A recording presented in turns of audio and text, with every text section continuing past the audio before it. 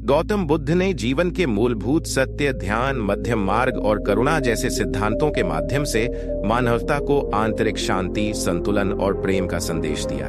इनके उपदेश आज भी मानव जीवन के कई पहलुओं में उनकी प्रासंगिकता को दर्शाते हैं। यदि हम अपने अंदर झांकें, अपने कर्मों का विश्लेषण करें और भीतर से संतुलन और करुणा उत्पन्न करें, तो हम न केवल अपने जीवन को बल्कि अपने आसपास के समाज को भी सकारात्मक दिशा में मोड़ सकते हैं। नीचे दी गई 3 कहानियां इसी विचारधारा की झलक हैं, जहां 3 अलग-अलग पात्रों के जीवन में गौतम बुद्ध के उपदेशों ने परिवर्तन की एक नई दिशा दिखाई। कहानी 1, ध्यान की शक्ति, आंतरिक शांति की खोज। प्रस्तावना: राज्य के एक शांत गांव में रघुकुल नाम का एक युवक रहता था। बचपन से ही उसे भीड़-भाड़ और आधुनिक जीवन की भागदौड़ से दूर एक शांतिपूर्ण और संतुलित जीवन जीने का उत्सुकता रही थी। अपने परिवार और समाज की अपेक्षाओं से परे रघुकुल के मन में अक्सर एक गहरी बेचैनी और असमंजस्य था।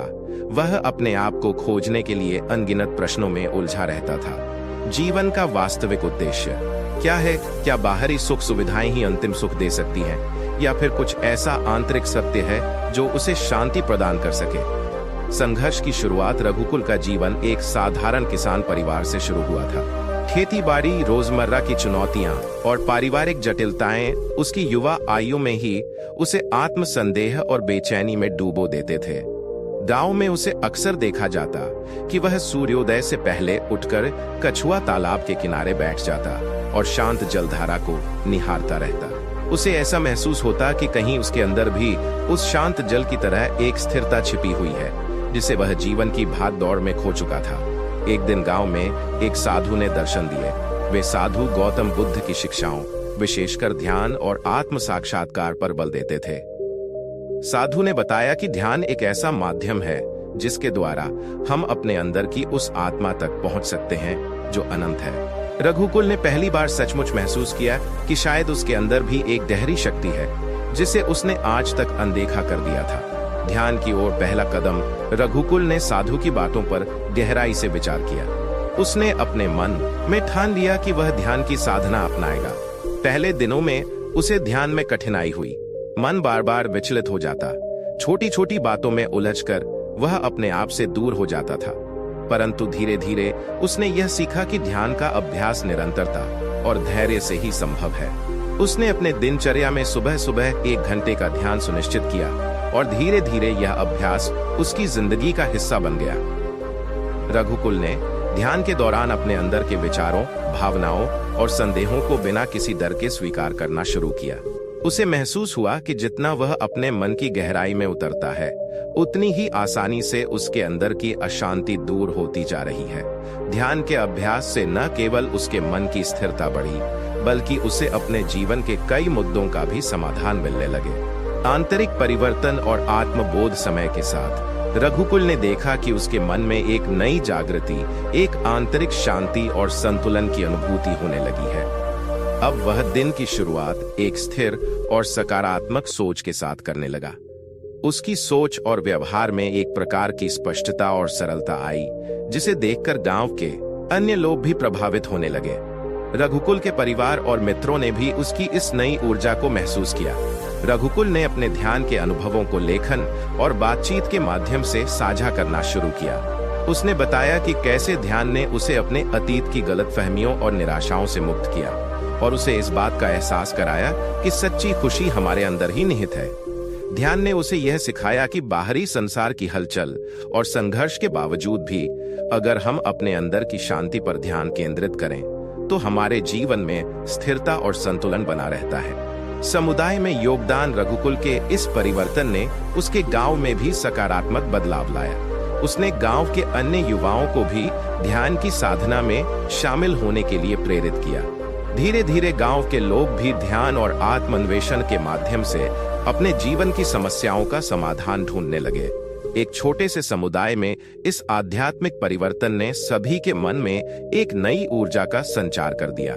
लोग अपने दैनिक जीवन में अधिक सामंजस्य, सहिष्णुता और प्रेम को अपनाने लगे। कहानी का सार: रघुकुल की यह कहानी हमें यह संदेश देती है कि ध्यान की साधना न केवल व्यक्तिगत स्तर पर आंतरिक शांति प्रदान करती है, बल्कि यह समाज में भी सकारात्मक परिवर्तन का कारण बनती है। गौतम बुद्ध की शिक्षाएं, खासकर ध्यान के महत्व पर जोर, आज भी हमारे जीवन में उतनी ही प्रासंगिक हैं जितनी कि सदियों पहले थी। यदि हम अपने अंदर झांकें, अपने मन के विचारों और भावनाओं को समझें, तो हम एक ऐसे सत्य से परिचित हो सकते हैं जो हमारे जीवन के हर मोड़ पर हमारा मार्गदर्शन कर सकता है। कहानी 2, मध्यम मार्ग का रहस्य। संतुलित जीवन की ओर एक पथ। प्रस्तावना।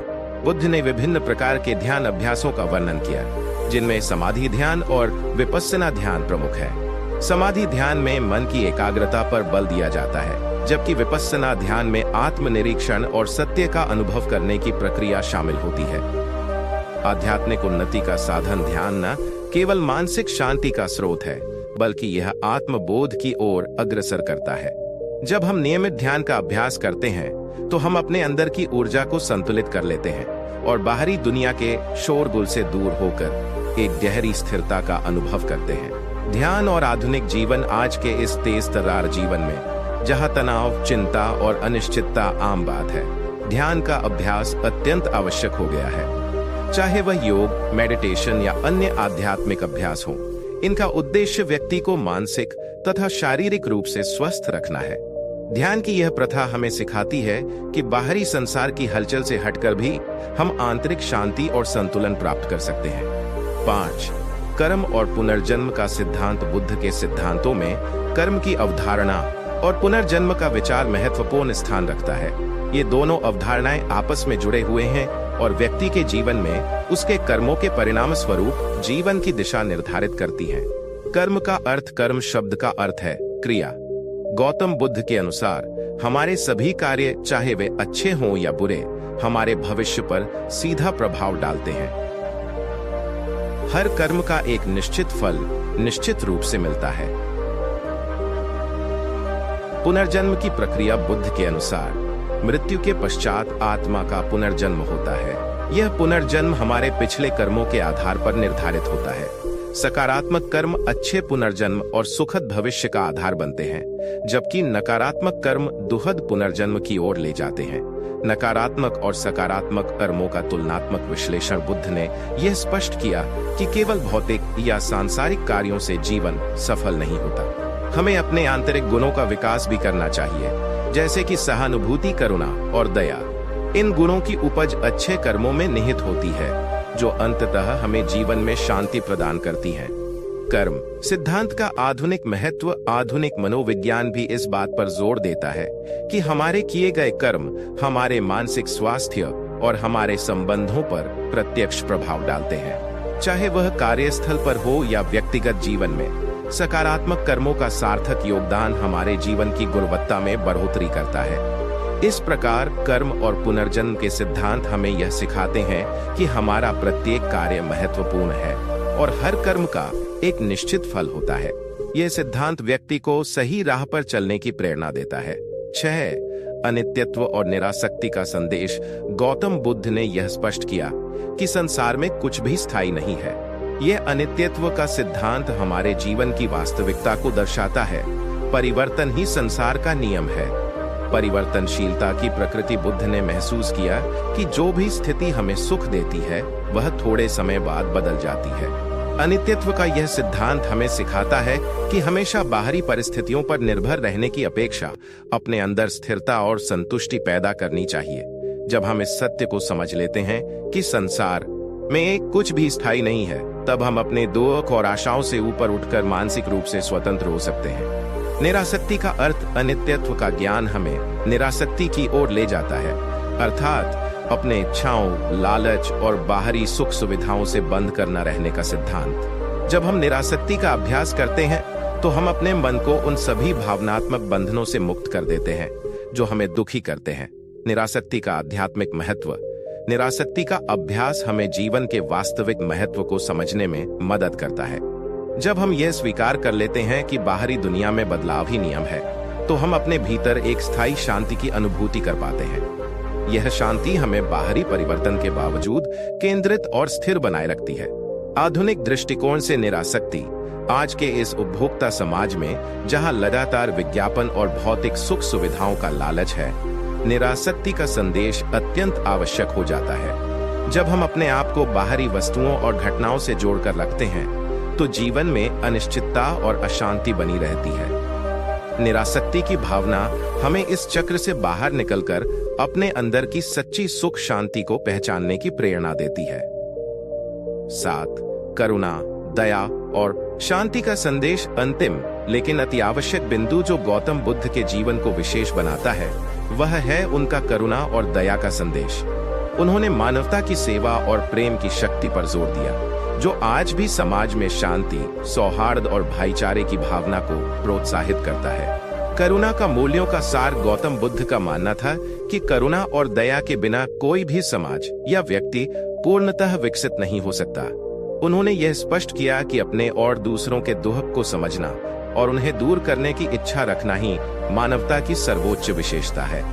करुणा का यह संदेश हमें यह सिखाता है कि हम सभी एक दूसरे के प्रति दयालु हों और संकट में एक दूसरे का साथ दें। दया और सहानुभूति का अभिमुखीकरण बुद्ध ने यह भी शिक्षा दी कि दया और सहानुभूति के बिना समाज में शांति की प्राप्ति संभव नहीं है। जब हम दूसरों के दृष्टिकोण, दुख और समस्याओं को समझते हैं तभी हम आपसी सहयोग और सामंजस्य की दिशा में बढ़ते हैं। ये विचार हमारे सामाजिक और पारिवारिक जीवन में भी उतना ही प्रासंगिक है जितना कि आध्यात्मिक उन्नति में। शांति और अहिंसा का संदेश गौतम बुद्ध ने अहिंसा और शांति के संदेश को भी अत्यंत महत्व दिया। उन्होंने कहा कि हिंसा से केवल हिंसा ही बढ़ती है और असली शांति तभी संभव है जब हम हर प्रकार की हिंसा और द्वेष से दूर रहें।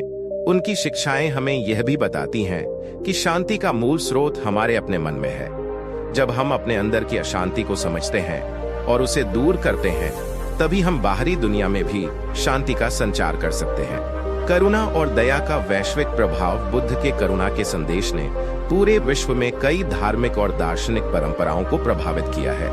आज के समय में भी जब सामाजिक, आर्थिक और राजनीतिक विभाजन गहरे हो गए हैं तब यह संदेश हमें एकता, सहयोग और आपसी सम्मान की आवश्यकता का बोध कराता है। समापन और निष्कर्ष गौतम बुद्ध का जीवन और उनकी शिक्षाएं आज भी उतनी ही प्रासंगिक हैं जितनी उनके समय में थी।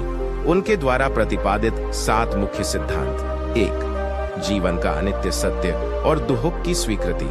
जीवन में दुख अपरिहार्य है और इन्हें स्वीकार कर ही हम सच्ची शांति की ओर बढ़ सकते हैं। 2 मध्यम मार्ग। अत्यधिक सुख सुविधाओं या कठोर तपस्या से परहेज करते हुए संतुलित जीवन जीने का आदर्श। 3-4 आर्य सत्य, दुख, उसके कारण, मुक्ति और मुक्ति का मार्ग। ये सिद्धांत हमें जीवन के गूढ़ रहस्यों को समझने में मदद करते हैं। 4 ध्यान, आत्म अन्वेषण और मानसिक शांति की प्राप्ति के लिए ध्यान का महत्वपूर्ण साधन। 5 कर्म और पुनर्जन्म का सिद्धांत। हमारे कर्मों का महत्व और उनके द्वारा निर्धारित होने वाला भविष्य, जिसने हमें यह सिखाया कि प्रत्येक कर्म का फल अवश्य मिलता है। 6 अनित्यत्व और निरासक्ति। संसार की अनित्य प्रकृति को समझकर निरासक्ति का अभ्यास करना जिससे हम बाहरी वस्तुओं से बंधे बिना जीवन का आनंद उठा सकें। 7 करुणा, दया और शांति का संदेश। मानवता की सेवा, दया, करुणा और अहिंसा के माध्यम से समाज में शांति एवं सौहार्द की स्थापना। इन 7 सिद्धांतों में निहित सत्य आज के तनावपूर्ण, प्रतिस्पर्धात्मक और भौतिकवादी समाज के लिए एक प्रबल मार्गदर्शन का काम करते हैं। गौतम बुद्ध ने न केवल अपने समय में ही बल्कि आज भी मानवता के लिए एक आदर्श प्रस्तुत किया है। उनके संदेश का सार यह है कि जब हम अपने अंदर गहराई से देखेंगे तो हमें पता चलेगा कि असली शांति, सच्चा सुख और मुक्ति बाहरी सुविधाओं या भौतिक वस्तुओं में नहीं बल्कि हमारे अपने मन में छिपे हुए सत्य और शांति में ही निहित है। आज के समाज में उनकी शिक्षाओं का अनुप्रयोग गौतम बुद्ध की शिक्षाएं आज के समाज के विभिन्न पहलुओं में भी अपना प्रभाव छोड़ी है। मानसिक स्वास्थ्य। आज के युग में जहां तनाव, चिंता और अवसाद जैसी समस्याएं आम हैं, वहां ध्यान और मानसिक अनुशासन हमें आंतरिक शांति प्रदान करते हैं। सामाजिक सामंजस्य, करुणा और दया का संदेश हमें यह समझाता है कि समाज में एक दूसरे के साथ सहयोग करना, समझना और एकता बनाए रखना ही सच्ची मानवता है। आधुनिक जीवन शैली। मध्यम मार्ग का सिद्धांत हमें सिखाता है कि अत्यधिक भौतिकवाद या अत्यंत तपस्या दोनों से बचकर संतुलित जीवन जीना ही सबसे उत्तम मार्ग है। सत्कार्य और नैतिकता कर्म के सिद्धांत के माध्यम से हमें यह समझ में आता है कि हमारे हर कार्य का परिणाम होता है और इसीलिए नैतिक और सकारात्मक कर्मों का चयन करना अत्यंत आवश्यक है। आत्मबोध की दिशा में आगे बढ़ना गौतम बुद्ध ने यह भी सिखाया कि सच्चे बोध की प्राप्ति केवल ज्ञान से नहीं बल्कि आत्म साक्षात्कार से होती है। जब हम अपने अंदर झांकते हैं और अपने विचारों, भावनाओं और इच्छाओं को समझते हैं, तभी हम एक सच्चे निर्वाण की अवस्था तक पहुंच सकते हैं। यह अवस्था हमारे मानसिक और आत्मिक विकास की शिखर छूने के समान होती है। उनकी शिक्षाओं से प्रेरित होकर अनेक व्यक्ति अपने जीवन में सकारात्मक बदलाव लाने की दिशा में कदम बढ़ा चुके हैं। चाहे वह ध्यान का अभ्यास हो, चाहे कर्मों के प्रति सजगता या फिर निरासक्ति की ओर झुकाव, प्रत्येक व्यक्ति को उनके संदेशों से आत्मबोध की प्रेरणा मिलती है। ऐसा माना जाता है कि जब हम अपने भीतर के अशांति और द्वंद्व को त्याग देते हैं तो बाहरी संसार में भी शांति का संचार होता है। गौतम बुद्ध की शिक्षाओं से प्राप्ति की घटनाएं इतिहास में और आज भी ऐसे अनेक उदाहरण हैं जहां लोगों ने गौतम बुद्ध के सिद्धांतों के आधार पर अपने जीवन में स्थायित्व और शांति पाई है। अनेक ध्यान शिविर, योग संगठनाएं और आध्यात्मिक चर्चाएं उनके संदेश के प्रभाव को दर्शाती हैं। इन घटनाओं से यह सिद्ध होता है कि जब व्यक्ति अपने अंदर की ऊर्जा को संतुलित करता है तो वह बाहरी दुनिया में भी सकारात्मक परिवर्तन ला सकता है।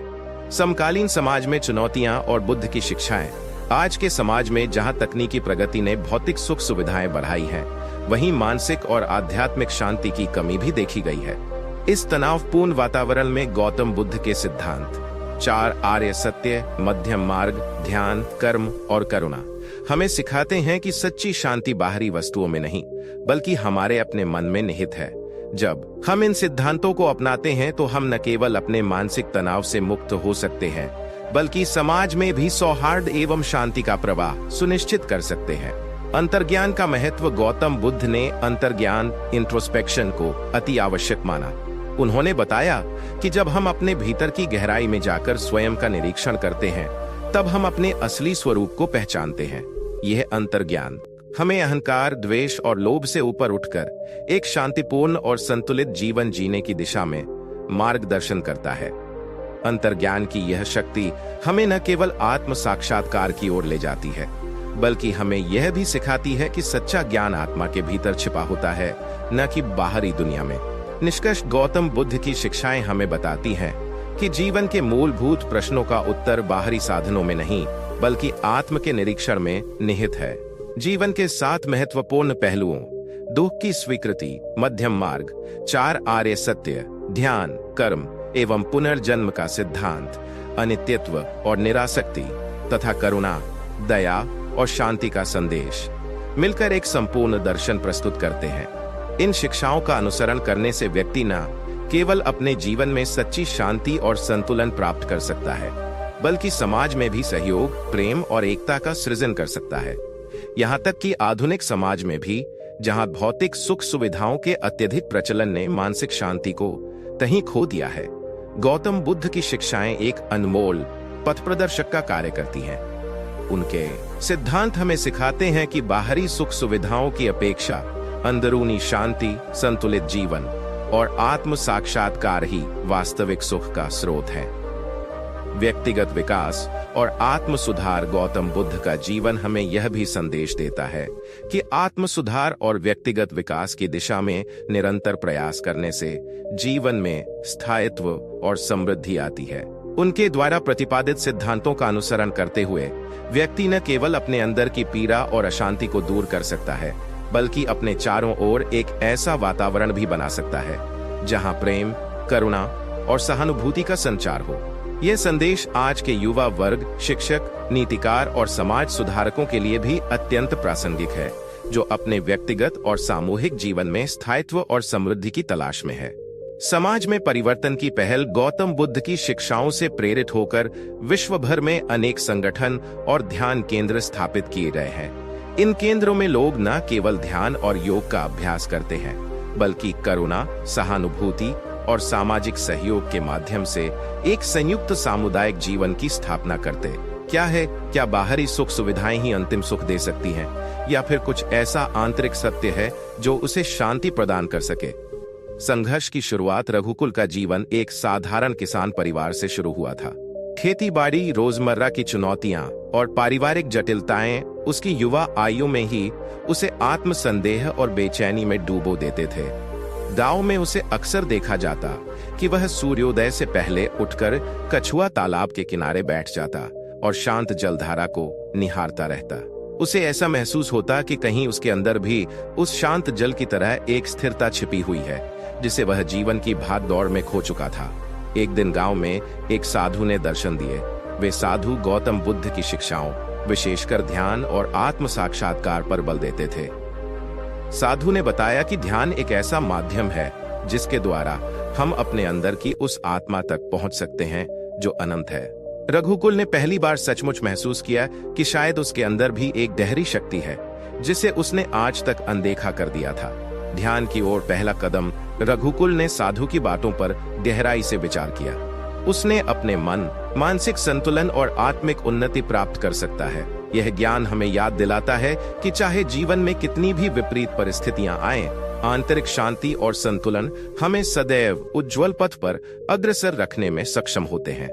गौतम बुद्ध का जीवन, उनके अनुभव और उनकी शिक्षाएं हमें यह सिखाती हैं कि सच्चा ज्ञान बाहरी वस्तुओं या भौतिक सुखों में नहीं, बल्कि हमारे अंदर छिपे हुए प्रेम, करुणा और सहानुभूति में निहित है। जब हम इन सिद्धांतों को अपने जीवन में उतार लेते हैं तो हम न केवल स्वयं को बल्कि अपने आसपास के समाज को भी सकारात्मक परिवर्तन की दिशा में अग्रसर कर सकते हैं। यह परिवर्तन न केवल व्यक्तिगत स्तर पर मानसिक शांति का माध्यम बनता है, बल्कि वैश्विक स्तर पर भी समझ, सहयोग और शांति का संदेश फैलाता है। इस विस्तृत लेख में हमने गौतम बुद्ध के जीवन की 7 महत्वपूर्ण और जीवन परिवर्तक शिक्षाओं पर गहराई से चर्चा की है। इन सिद्धांतों के माध्यम से हमें यह आत्मबोध होता है कि जीवन में परिपूर्णता और आनंद प्राप्त करने के लिए आवश्यक नहीं कि हम बाहरी वस्तुओं या विडंबनापूर्ण सुख सुविधाओं पर निर्भर रहें, बल्कि सच्चा सुख और आनंद उसी समय प्राप्त होता है जब हम अपने अंदर की क्षमताओं, दया, करुणा, ध्यान और आत्म साक्षात्कार के माध्यम से अपने जीवन को संतुलित और उन्नत बनाते हैं। यह निबंध हमें यह भी याद दिलाता है कि हमारे कर्मों का प्रत्येक फल अवश्य हमें प्रभावित करता है और यही सत्य हमें एक सच्चे और संतुलित जीवन के मार्ग पर अग्रसर करता है। गौतम बुद्ध के ये 7 सिद्धांत, दुख की स्वीकृति, मध्यम मार्ग, 4 आर्य सत्य, ध्यान, कर्म एवं पुनर्जन्म का सिद्धांत, अनित्यत्व और निरासक्ति तथा करुणा, दया एवं शांति, हमारे जीवन के उन अनमोल तत्वों का प्रतीक हैं जिनका अनुसरण कर हम न केवल अपने जीवन को बल्कि पूरे गौतम बुद्ध, जिन्हें शाक्यमुनि के नाम से भी जाना जाता है, मानव इतिहास के महानतम आध्यात्मिक नेताओं में से एक हैं। उनकी शिक्षाएं, जो धर्म के नाम से जानी जाती हैं, ने न केवल उनके समकालीन समाज में बल्कि आज के आधुनिक युग में भी लाखों लोगों के दिलों में आशा, शांति और आत्मबोध का संचार किया है। इस लेख में हम उनके जीवन के 7 ऐसे महत्वपूर्ण पहलुओं का विश्लेषण करेंगे जिन्होंने उनके जीवन और संदेश को इतना प्रभावशाली और परिवर्तनकारी बना दिया। गौतम बुद्ध का जन्म लुम्बिनी, वर्तमान नेपाल में हुआ था और उनका प्रारंभिक जीवन राजसी सुविधाओं से युक्त था, लेकिन जीवन की वास्तविक पीड़ा से अनजान रहते हुए। जैसे जैसे उन्होंने समाज की पीड़ाओं, वृद्धावस्था, रोग और मृत्यु को देखा, उनके मन में गहरी उत्सुकता उत्पन्न हुई कि जीवन का असली सत्य क्या है। इसी उत्सुकता ने उन्हें जीवन के परम सत्य की खोज में प्रस्थान करने के लिए प्रेरित किया। इस लेख में हम 7 मुख्य बिंदुओं के माध्यम से उनके जीवन के उस परिवर्तनकारी अनुभव और उनके द्वारा प्रदान किए गए मार्गदर्शन का विवेचन करेंगे। 1. जीवन का अनित्य सत्य और दुख की स्वीकृति। गौतम बुद्ध ने अपने जीवन के प्रारंभिक समय में 4 आर्य सत्य की खोज की, जिनमें पहला सत्य है दुख। संसार में जन्म, बुढ़ापा, रोग और मृत्यु अपरिहार्य है। दुख की सार्वभौमिकता। बुद्ध ने यह स्पष्ट किया कि जीवन में अनगिनत दुख और असंतोष हैं। इन दुखों का अनुभव हर मनुष्य को होता है, चाहे वह किसी भी सामाजिक या आर्थिक वर्ग से क्यों ना हो। इन दुखों की स्वीकृति ही हमें वास्तविकता से जुड़ने में मदद करती है। दुख के कारणों की खोज। उन्होंने यह भी समझाया कि दुख का मुख्य कारण तृष्णा, काम और अज्ञान है। हमें इस बात का बोध होना चाहिए कि जितना हमारी इच्छाएं और लालच बढ़ते हैं, उतना ही हमारे भीतर असंतोष और पीड़ा का अनुभव होता है। दुख से मुक्ति का मार्ग गौतम बुद्ध ने 4 आर्य सत्य के माध्यम से यह भी बताया कि दुख से मुक्ति संभव है। यह तभी संभव है जब हम तृष्णा और अज्ञान के जाल से मुक्त हो जाएं। उन्होंने मध्यम मार्ग की बात की, जो अत्यधिक भोग और कठोर तपस्या दोनों से परहेज करता है। इन विचारों का प्रसार आज भी लाखों लोगों में जीवन के प्रति एक समग्र दृष्टिकोण विकसित करता है, जिससे वे इस अनित्य सत्य को समझते हैं और अपने जीवन में शांति और समृद्धि की तलाश कर पाते हैं। 2. मध्यम मार्ग। संतुलित जीवन जीने का आदर्श बुद्ध ने अपने जीवन का एक ऐसा सिद्धांत प्रतिपादित किया जो अत्यधिक बर्बादी या अतिरेक से परहेज के लिए प्रेरित करता है। इस सिद्धांत को मध्यम मार्ग कहा जाता है। अतियों से परहेज राजसी जीवन की सुख सुविधाओं में पले बढ़े बुद्ध ने जब संसार के अन्य पहलुओं का अनुभव किया, तब उन्होंने देखा कि अत्यधिक विलासिता और भोग विलास भी अंततः मानसिक और शारीरिक असंतुलन का कारण बनते हैं। इसी कारण उन्होंने राजसी जीवन शैली और अत्यंत तपस्या दोनों का त्याग कर मध्यम मार्ग अपनाया। संतुलित जीवन की अवधारणा मध्यम मार्ग का मुख्य संदेश है। जीवन में संतुलन बनाए रखना यह न केवल भौतिक सुख दुख के बीच संतुलन की बात करता है, बल्कि मानसिक और आध्यात्मिक आयामों में भी संतुलन रखने की प्रेरणा देता है। जब हम अत्यधिक अपेक्षाओं और लालच से ऊपर उठकर अपने अंदर की संतुष्टि को पहचानते हैं, तो हम एक शांतिपूर्ण और स्थिर जीवन जी सकते हैं। आत्मान्वेषण की प्रक्रिया मध्यम मार्ग पर चलने वाले व्यक्तियों को अपनी आत्मा के साथ संयम और नियंत्रण विकसित करना होता है। बुद्ध ने ध्यान और आत्म साक्षात्कार के माध्यम से ऐसे संतुलित जीवन की ओर अग्रसर होने का मार्ग दिखाया। यह विचार आज के तनावपूर्ण और प्रतिस्पर्धात्मक समाज में भी उतना ही प्रासंगिक है। जब हम अत्यधिक तनाव, चिंता और प्रतिस्पर्धा से दूर रहकर संतुलित जीवन जीने का प्रयास करते हैं, तो हम अपने मानसिक और शारीरिक स्वास्थ्य में सुधार ला सकते हैं। 3. 4 आर्य सत्य। जीवन के मूलभूत सूत्र गौतम बुद्ध द्वारा प्रतिपादित 4 आर्य सत्य उनके संपूर्ण ज्ञान का केंद्र बिंदु है। ये सत्य जीवन के मूलभूत प्रश्नों के उत्तर देने का प्रयास करते हैं और आज भी अद्वितीय मार्गदर्शन प्रदान करते हैं। पहला आर्य सत्य, दुख की स्वीकृति। जैसा कि हमने ऊपर उल्लेख किया, पहला सत्य यह है कि जीवन में दुख अनिवार्य है। ये दुख केवल बाहरी नहीं बल्कि आंतरिक भी हैं, जो हमारे मनोवैज्ञानिक और भावनात्मक स्तर पर महसूस होते हैं। दूसरा आर्य सत्य, दुख के कारण दूसरे सत्य में बताया गया है कि दुख का मूल कारण हमारी इच्छाएं और तृष्णा है। जब हम अपने मन की इच्छाओं को नियंत्रित कर लेते हैं, तो यह अंततः दुख को कम करता है। तीसरा आर्य सत्य, दुख का अंत। तीसरे सत्य के अनुसार यदि हम अपनी इच्छाओं का त्याग कर लेते हैं, तो हम दुख से मुक्ति पा सकते हैं। यह मुक्ति एक प्रकार का निर्वाण कहलाती है। निर्वाण की अवस्था में मन में शांति, प्रेम और समृद्धि का संचार होता है। चौथा आर्य सत्य, दुख से मुक्ति का मार्ग। अंतिम सत्य में बुद्ध ने वह मार्ग बताया जिसके माध्यम से दुख से मुक्ति प्राप्त की जा सकती है। यह मार्ग न केवल ध्यान और मानसिक अनुशासन पर केंद्रित है, बल्कि इसमें नैतिकता और सही आचरण का भी महत्व है। 4 आर्य सत्य का सिद्धांत हमें यह सिखाता है कि जीवन में दुख अपरिहार्य है, लेकिन इसके मूल कारणों को समझकर और इनसे ऊपर उठकर हम वास्तविक शांति और समृद्धि प्राप्त कर सकते हैं। 4. ध्यान, आंतरिक शांति की खोज। ध्यान गौतम बुद्ध के जीवन में एक अनिवार्य अंग था। उनके अनुयायियों के लिए ध्यान का अभ्यास एक साधन था, जिसके माध्यम से वे अपने जीवन की जटिलताओं से ऊपर उठकर अपने अंदर की शांति और एकाग्रता प्राप्त कर सकते थे। अमृतपुर नाम के एक शहर में विवेक और उसकी बहन सुनीता रहते थे। विवेक एक सफल व्यवसायी था, परंतु लगातार दौड़ धूप में और अत्यधिक भौतिक प्राप्तियों की खोज में वह कभी भी संतुष्टि नहीं पा रहा था। उसकी जिंदगी में हमेशा एक खालीपन सा बना रहता था, जिसके पीछे उसके जीवन में संतुलन की कमी मुख्य कारण थी। दूसरी ओर सुनीता ने जीवन में अधिक आंतरिक शांति और संतुलन बनाए रखने की कला सीखी थी, जो गौतम बुद्ध के मध्यम मार्ग के सिद्धांत पर आधारित थी। संघर्ष का प्रारंभ विवेक का जीवन तेजी से आगे बढ़ता गया। वह एक मल्टीनेशनल कंपनी में उच्च पद पर था, लेकिन नौकरी के तनाव, व्यापारिक दबावों और प्रतिस्पर्धा ने उसे शारीरिक और मानसिक रूप से थका दिया था। वह अक्सर रातों को देर तक जागता, काम और चिंता में उलझा रहता था। उसे हमेशा लगता कि कहीं वह अपनी असली खुशियों से दूर हो रहा है। वह बार बार यह सोचता रहता कि क्या यही जीवन का मकसद है, निरंतर दौड़ और बाहरी सफलताओं की भूख में अपने अंदर की संतुष्टि खो देना।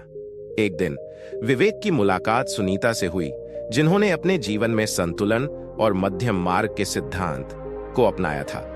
सुनीता ने उसे बताया कि कैसे उन्होंने न तो अत्यधिक भोग विलास में खुद को खोने दिया और न ही कठोर तपस्या में अपने आप को बर्बाद होने दिया। उन्होंने मध्यम मार्ग को अपनाया, जिसमें दोनों शारीरिक और मानसिक स्वास्थ्य का संतुलन निहित था। सुनीता ने अपने अनुभव बताने के साथ साथ विवेक को भी कुछ साधारण लेकिन गहन ध्यान, योग और संयम की तकनीकों से परिचित कराया। मध्यम मार्ग की ओर पहला कदम विवेक ने शुरू में सुनीता की बातों पर संदेह किया। उसे लग रहा था कि कब और कैसे वह अपने व्यस्त जीवन से कुछ पल निकालकर आत्म साक्षात्कार की ओर अग्रसर हो पाएगा। लेकिन धीरे धीरे उसने महसूस किया कि बाहरी सफलता की चमक और भौतिक सुखों के बावजूद उसके मन में एक गहरी वीरानी थी। उसने सोचा कि शायद इसमें कुछ तो कमी है, जिसे भरने के लिए उसे अपने अंदर झांकना होगा। विवेक ने अपने जीवन में स्थापित करने के लिए कुछ बदलाव करने का निर्णय लिया। उसने अपना अत्यधिक काम का बोझ कम करना शुरू किया और अपनी दिनचर्या में योग, ध्यान और सरल जीवन शैली को शामिल करने का प्रयास किया। उसने अपने कार्यालय में भी छोटे छोटे विराम लेना शुरू किया, जिनमें वह कुछ मिनट बैठकर गहरी सांसें लेता और अपने मन को शांत करता। आंतरिक परिवर्तन की प्रक्रिया धीरे धीरे विवेक ने महसूस किया कि मध्यम मार्ग का सिद्धांत वास्तव में उसका जीवन बदल सकता है। उसने जाना कि न तो अत्यधिक भौतिक सुखों की लालसा उसे सच्ची खुशी दे सकती है और न ही निरंतर तनाव और काम के बोझ में डूब कर रह जाना। उसने यह समझा कि संतुलित जीवन वही है जिसमें आत्मिक, शारीरिक और मानसिक क्षेत्रों का सामंजस्य बना रहे। इस परिवर्तन का प्रभाव उसकी मानसिक स्थिति पर भी स्पष्ट दिखाई देने लगा। विवेक अब धीरे धीरे अपने परिवार और मित्रों के लिए भी अधिक समय निकालने लगा। उसने देखा कि जब वह अपने प्रियजनों के साथ बैठकर गहन वार्तालाप करता है तो उसके मन में एक प्रकार की शांति और संतुलन लौट आता है। उसकी समझ में आया कि सफल जीवन का अर्थ केवल बाहरी उपलब्धियां हासिल करना नहीं, बल्कि भीतर की संतुष्टि और आनंद की अनुभूति करना भी है। परिवार और समाज पर प्रभाव विवेक के इस परिवर्तन का असर उसके परिवार पर भी पड़ा। सुनीता ने अपने अनुभव साझा करते हुए बताया कि कैसे विवेक ने अपने जीवन में मध्यम मार्ग के सिद्धांत को अपनाया और इससे उसके परिवार में भी एक सामंजस्य और प्रेम की नई लहर दौड़ गई। परिवार के सभी सदस्यों ने मिलकर न केवल अपने व्यक्तिगत कलह और मतभेदों को दूर किया, बल्कि एक दूसरे के प्रति सहानुभूति और समझ बढ़ाई। कुछ महीनों के बाद विवेक ने अपने कार्यालय में भी एक सकारात्मक परिवर्तन देखा। उसके सहयोगियों और कर्मचारियों ने देखा कि अब वह पहले से कहीं अधिक शांत, संयमित और सहानुभूतिपूर्ण व्यक्ति बन चुका था। उसकी यह नई ऊर्जा संपूर्ण कार्यस्थल में फैल गई और उसकी टीम ने भी संतुलन और मध्यम मार्ग का अनुसरण करना शुरू कर दिया। इस परिवर्तन ने न केवल उसके व्यावसायिक जीवन को प्रभावित किया, बल्कि उसके आसपास एक सकारात्मक सामाजिक वातावरण भी बन गया। कहानी का सार विवेक की कहानी हमें यह सिखाती है कि मध्यम मार्ग का सिद्धांत अत्यधिक भोग या अतिरेक से परहेज करते हुए संतुलित जीवन की प्राप्ति हमारे जीवन में स्थायी शांति, संतुष्टि और सामंजस्य का मार्ग प्रशस्त करता है। गौतम बुद्ध के उपदेशों में निहित यह सत्य है कि सच्चा आनंद बाहरी वस्तुओं में नहीं, बल्कि हमारे अपने अंदर की जागृति और संतुलित सोच में निहित है। विवेक ने अपने जीवन में संतुलन, संयम और आत्म साक्षात्कार का संदेश अपनाकर न केवल अपने जीवन में बल्कि अपने परिवार और समाज में भी परिवर्तन की लहर पैदा की। कहानी 3, करुणा का सार, एक परिवर्तन की दास्तान। प्रस्तावना सुखवासी नाम के एक शहर में अनुराधा नाम की एक युवा महिला रहती थी। अनुराधा बचपन से ही दूसरों की मदद करने और करुणा, दया तथा सहानुभूति के भाव से ओत-प्रोत रही थी। लेकिन उसकी जिंदगी में कई बार ऐसे मोड़ आए जब उसे खुद मुश्किल हालात का सामना करना पड़ा। कई बार उसने देखा कि समाज में प्रतिस्पर्धा, ईर्ष्या और स्वार्थता ने लोगों के बीच दूरी और विभाजन पैदा कर दिया है। जब उसे एहसास हुआ कि समाज में शांति और सहयोग की भावना में कमी आ गई है, तो उसने सोचा कि शायद उसे कुछ ऐसा करना चाहिए जिससे करुणा का संदेश फैल सके और लोगों के मन में फिर से मानवता का एहसास जग सके। संघर्ष और प्रेरणा। अनुराधा के अपने जीवन में कई ऐसे पड़ाव आए जहां उसने व्यक्तिगत संघर्ष का सामना किया। कठिनाइयों और चुनौतियों के बीच उसने हमेशा खुद को संयमित और शांत रखने की कोशिश की। लेकिन एक दिन जब उसने अपने एक मित्र को जीवन के संघर्ष में गहरे दुख में देखा, तो उसकी अंतर्दृष्टि में एक स्पष्ट संदेश उभर कर आया। करुणा का वास्तविक अर्थ है दूसरों के दुख को समझना, उनके साथ खड़ा होना और समाज में प्रेम एवं शांति का संदेश फैलाना। उसने गौतम बुद्ध की शिक्षाओं के बारे में पढ़ा और सुना, जहां पर करुणा, अहिंसा और दया का विशेष जिक्र मिलता है। यह ज्ञान उसकी आत्मा में एक नई चेतना लेकर आया। उसने सोचा कि क्यों न वह अपने जीवन के अनुभवों को दूसरों के साथ साझा करे और समाज में करुणा के संदेश को पुनर्जीवित करे।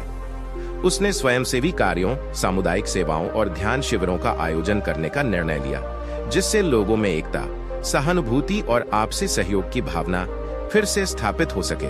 करुणा के संदेश को अपनाना अनुराधा ने अपने समाज में छोटे छोटे पहल की शुरुआत की। उसने अपने आसपास के गरीब, जरूरतमंद और पीड़ित लोगों के लिए एक सहायता केंद्र की स्थापना की। वहां न केवल उन्हें आर्थिक सहायता प्रदान की जाती थी, बल्कि उन्हें ध्यान, योग और सामूहिक चर्चा के माध्यम से मानसिक शांति का भी अनुभव कराया जाता था। उसने अपने इस प्रयास में गौतम बुद्ध के उपदेशों का विशेष ध्यान रखा, करुणा और दया का संदेश। उसने बताया कि कैसे हमारा प्रत्येक कर्म, चाहे वह छोटा हो या बड़ा, समाज पर अपना गहरा असर डालता है। अनुराधा ने अपने स्वयंसेवी कार्यों के माध्यम से लोगों को यह समझाने का प्रयास किया कि अगर हम अपने मन में दूसरों के प्रति प्रेम और दया का संचार करें, तो न केवल हम अपने आप को शांति प्रदान कर सकते हैं, बल्कि अपने आसपास के समाज में भी एक सकारात्मक माहौल पैदा कर सकते हैं। समाज में बदलाव की लहर धीरे धीरे अनुराधा के प्रयासों के परिणाम स्पष्ट दिखने लगे। उसकी सहायता केंद्र में आने वाले लोगों की संख्या में वृद्धि हुई। लोग न केवल आर्थिक मदद पाने आए, बल्कि एक दूसरे की समस्याओं को साझा करने और समाधान खोजने के लिए भी जुट गए। समुदाय में एक नई ऊर्जा और आशा की किरण दिखाई देने लगी। लोगों ने एक दूसरे के साथ मिलकर जीवन की समस्याओं का सामना करना शुरू कर दिया और सामाजिक एकता का संदेश फैलाने लगे। अनुराधा ने अपने इस अभियान में ध्यान और करुणा के माध्यम से यह संदेश दिया कि समाज में हर व्यक्ति की भलाई जरूरी है। उसने बताया कि जब हम अपने अंदर दूसरों के प्रति सहानुभूति और करुणा की भावना पैदा करते हैं, तो हमें न केवल अपने जीवन में शांति मिलती है, बल्कि समाज में भी एक सकारात्मक बदलाव आता है। व्यक्तिगत और सामाजिक परिवर्तन। अनुराधा की इस पहल से समाज में एक विशेष परिवर्तन देखने को मिला। उसने स्थानीय विद्यालयों में भी यह संदेश फैलाना शुरू किया। बच्चों में सहानुभूति, प्रेम और सहयोग की भावना जगाने के लिए उसने विभिन्न कार्यशालाओं और कार्यक्रमों का आयोजन किया। धीरे धीरे बच्चों में यह गुण विकसित होने लगे और उनके माता पिता और शिक्षकों ने भी देखा कि कैसे छोटे छोटे प्रयास समाज के बड़े बदलाव में सहायक हो सकते हैं। अनुराधा ने एक बार कहा, यदि हम सब अपने अंदर की करुणा को जगाते हैं और अपने कर्मों के माध्यम से इसे बाहरी दुनिया में प्रकट करते हैं, तो समाज में सच्ची शांति और सहयोग का वातावरण बन सकता है। इस बात को लेकर समाज में एक नई चेतना का संचार हुआ। लोगों ने अपने जीवन में दूसरों के प्रति उदारता और सहानुभूति को बढ़ावा दिया और यह समझा कि करुणा का सार ही वास्तव में मानवता का आधार है। कहानी का सार। अनुराधा की कहानी हमें यह संदेश देती है कि करुणा और दया के बिना समाज में सच्ची एकता और शांति की कल्पना करना असंभव है। गौतम बुद्ध के उपदेश, करुणा, अहिंसा और सहानुभूति ने अनुराधा को प्रेरित किया कि वह समाज में बदलाव की पहल करे और लोगों में मानवता का संचार हो। उसके इस अभियान ने यह सिद्ध कर दिया कि यदि हम अपने अंदर की सकारात्मक भावनाओं को विकसित कर सामाजिक कार्यों में उतारें, तो हम न केवल खुद का निखार कर सकते हैं, बल्कि पूरे समाज को एक नई दिशा में अग्रसर कर सकते हैं। समग्र समीक्षा और निष्कर्ष। इन 3 कहानियों के माध्यम से हमने देखा कि कैसे गौतम बुद्ध की शिक्षाएं, ध्यान, मध्यम मार्ग और करुणा हर व्यक्ति और समाज में आंतरिक शांति, संतुलन और सकारात्मक परिवर्तन पैदा करने में समर्थ हैं। 1. ध्यान की शक्ति। रघुकुल की कहानी में यह स्पष्ट हुआ कि कैसे नियमित ध्यान और आत्म अन्वेषण से व्यक्ति अपने भीतर छिपी अस्थिरता को दूर कर स्थायी शांति पा सकता है। ध्यान न केवल व्यक्तिगत रूप से मुक्ति का साधन है, बल्कि यह समाज में सामंजस्य और सहयोग का वातावरण भी बनाता है। 2 मध्यम मार्ग का रहस्य। विवेक की कहानी से हमें यह संदेश मिलता है कि अत्यधिक भोग या कठोर तपस्या दोनों ही जीवन में संतुलन बनाए रखने में विफल हो सकते हैं। मध्यम मार्ग अपनाकर हम अपने व्यक्तिगत, पारिवारिक और कार्यस्थल के जीवन में संतुलन और स्थिरता पा सकते हैं। संतुलित जीवन ही अंततः असली खुशियों और मानसिक शांति का स्रोत है। 3 करुणा का सार। अनुराधा की कहानी में समाज के प्रति करुणा, दया और सहानुभूति के संदेश ने यह सिद्ध कर दिया कि यदि हम दूसरों के साथ मानवता का व्यवहार करें तो समाज में एक नई जागरूकता और सहयोग की भावना जन्म लेती है। करुणा का संदेश समाज में एक सकारात्मक बदलाव का बीज है जो समय के साथ व्यापक स्तर पर फलता फूलता है। अंत में गौतम बुद्ध की शिक्षाएं सदियों पुरानी हो या आधुनिक समय में अपनाई जाएं, इनका प्रभाव अनंत है।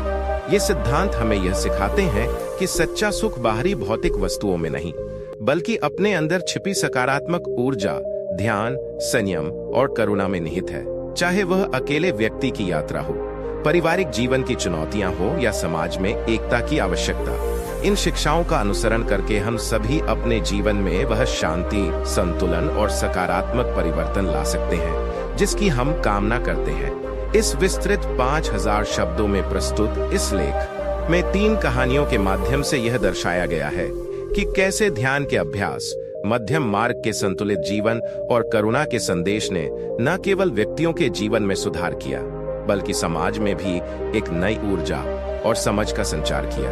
हर कहानी में हमारे नायकों ने अपने अपने संघर्षों, असमंजस और पीड़ाओं से ऊपर उठकर अपने अंदर की शक्ति और दया को पहचाना। उन्होंने अपने अनुभवों से यह साबित किया कि जब हम गौतम बुद्ध के उपदेशों को अपनाते हैं, चाहे वह ध्यान हो, मध्यम मार्ग हो या करुणा, तो हमारे जीवन में वास्तविक स्थायी परिवर्तन संभव है। इन कहानियों से हमें प्रेरणा लेनी चाहिए कि हम भी अपने अंदर झांके, अपने कर्मों का मूल्यांकन करें और अपने जीवन में संतुलन, संयम एवं करुणा को अपनाएं, क्योंकि अंततः यही गुण हमारे जीवन को सार्थक बनाते हैं और समाज में प्रेम, शांति और सहयोग का संदेश फैलाते हैं। अंतिम विचार जीवन परिवर्तन के ये 3 अध्याय। पहली कहानी ध्यान की शक्ति में रघुकुल ने अनुभव किया कि ध्यान के माध्यम से आंतरिक शांति, संतुलन और आत्म अन्वेषण से जीवन में आशा का संचार होता है। दूसरी कहानी मध्यम मार्ग का रहस्य में विवेक ने सीखा कि अत्यधिक भौतिक सुखों या लगातार काम के बोझ में डूबे रहने से असली खुशी नहीं मिलती, बल्कि जीवन में संतुलन, संयम और समझदारी से काम लेने पर ही सच्ची सफलता और शांति आती है। तीसरी कहानी करुणा का सार में अनुराधा ने समाज में करुणा, दया और सहानुभूति के संदेश को अपनाकर लोगों के जीवन में सकारात्मक बदलाव की जड़ें जमाई। इन 3 कहानियों से यह स्पष्ट होता है कि गौतम बुद्ध की शिक्षाएं, चाहे वह ध्यान की साधना हो, मध्यम मार्ग का पालन हो या करुणा एवं अहिंसा का संदेश हो, हमारे जीवन में सकारात्मक परिवर्तन का आधार है। यदि हम इन सिद्धांतों को अपने दैनिक जीवन में अपनाएं, तो न केवल हम स्वयं को एक उत्तम, संतुलित और शांति से परिपूर्ण जीवन जीने में सफल होंगे, बल्कि अपने आसपास के लोगों के जीवन में भी सुधार और सामंजस्य का मार्ग प्रशस्त करेंगे। हर व्यक्ति के जीवन में कभी कभी अंधकार और निराशा के क्षण आते हैं, परंतु यदि हम अपने अंदर की शक्ति और ऊर्जाओं को पहचाने, तो हम संकट के क्षणों को भी अवसरों में बदल सकते हैं। ध्यान, संतुलन और करुणा, ये 3 स्तंभ हैं जो न केवल व्यक्तिगत जीवन को बल्कि सामूहिक चुप मत रहो, जानो अपमान का सही जवाब कैसे दें। चाणक्य नीति की 7 गुप्त बातें। चाणक्य नीति में अपमान का उत्तर देने के लिए कुछ बेहद महत्वपूर्ण और गुप्त बातें बताई गई हैं। आचार्य चाणक्य एक महान कूटनीतिज्ञ, अर्थशास्त्री और राजनीतिज्ञ थे। उन्होंने जीवन में अपमान, संघर्ष और बदले जैसी परिस्थितियों से कैसे निपटना चाहिए, इस पर गहन विचार साझा किए। आइए जानें चाणक्य नीति की 7 गुप्त बातें जो अपमान का सही जवाब देने में मदद करती हैं। 1, तत्काल प्रतिक्रिया न दें। अपमान का जवाब गुस्से में नहीं, बुद्धि से देना चाहिए। चाणक्य कहते हैं, क्रोध में दिया गया उत्तर अक्सर स्थिति को और बिगाड़ता है। 2, अपने आत्मसम्मान को पहचानें। चाणक्य के अनुसार जब कोई आपको अपमानित करे तो सबसे पहले ये जान लें कि आप कौन हैं और आपका मूल्य क्या है। आत्मसम्मान से बड़ा कोई हथियार नहीं। 3, धैर्य रखो, सही समय का इंतजार करो। चाणक्य नीति कहती है, जो समय के साथ चलता है वही सबसे बड़ा विजेता होता है। अपमान का बदला तभी ले जब समय आपके पक्ष में हो। 4, शब्दों से नहीं कर्मों से जवाब दो, आपका सबसे अच्छा बदला है सफलता। अपने काम और उपलब्धियों से उन लोगों को जवाब दो जिन्होंने आपको नीचा दिखाया। 5 शत्रु की कमजोरी पहचानो। चाणक्य कहते हैं, शत्रु को जानो, उसकी कमजोरी पहचानो और उसी का लाभ उठाओ। ये रणनीति अपमान का सही जवाब दे सकती है। 6 स्मरण रखो, पर मन में बोझ मत पालो। अपमान को भूलो मत, पर उसे अपने ऊपर इतना हावी मत होने दो कि वह तुम्हारी ऊर्जा चूस ले। 7 अपने स्तर से न गिरो। चाणक्य नीति कहती है, सिंह कभी कुत्तों से लड़ाई नहीं करता, इसलिए अपमान का जवाब अपनी गरिमा बनाए रखते हुए दे। ये चाणक्य नीति की वो गहराई है जो जीवन के हर संघर्ष में आपको मार्गदर्शन दे सकती है। तत्काल प्रतिक्रिया नहीं, संयम दिखाओ। जब कोई आपको अपमानित करता है तो सबसे पहला स्वाभाविक भाव होता है गुस्सा, लेकिन चाणक्य स्पष्ट कहते हैं कि गुस्सा बुद्धि का सबसे बड़ा शत्रु है। तुरंत प्रतिक्रिया देना कई बार स्थिति को और जटिल बना देता है। चाणक्य का सूत्र है, जिस व्यक्ति ने तुम्हें अपमानित किया है वह यही चाहता है कि तुम अपना संतुलन खो दो। यदि तुम शांत रह गए तो तुमने आधी जीत उसी क्षण हासिल कर ली। आत्मसम्मान को समझो, आत्मविश्वास को मत खो। अपमान का दर्द तभी चुभता है जब हम अंदर से कमजोर होते हैं। चाणक्य नीति कहती है, अगर आप अपने मूल्य को पहचानते हैं तो कोई भी बाहरी आलोचना आपको नहीं हिला सकती। आपका आत्मसम्मान ही आपकी सबसे बड़ी ताकत है। जो व्यक्ति खुद पर भरोसा करता है वह किसी भी ताने या कटाक्ष को एक दीवार की तरह रोक सकता है। समय से बड़ा कोई हथियार नहीं, चाणक्य कहते हैं। बुद्धिमान वही है जो सही समय का इंतजार करता है। कभी कभी अपमान का सबसे सटीक उत्तर होता है मौन और प्रतीक्षा। जब वक्त आपका होता है तो वही लोग जो आपका उपहास करते थे आपकी प्रशंसा करने लगते हैं। याद रखो, बदला लेने के लिए नहीं, जवाब देने के लिए ताकत और समय दोनों का साथ होना जरूरी है। कर्मों से बोलो, वद्दों से नहीं। चाणक्य नीति का एक बहुत मजबूत स्तंभ है कर्म। जब कोई आपको तुच्छ समझे, नीचा दिखाए, तो उसे ये दिखाना कि आप क्या कर सकते हैं। आपका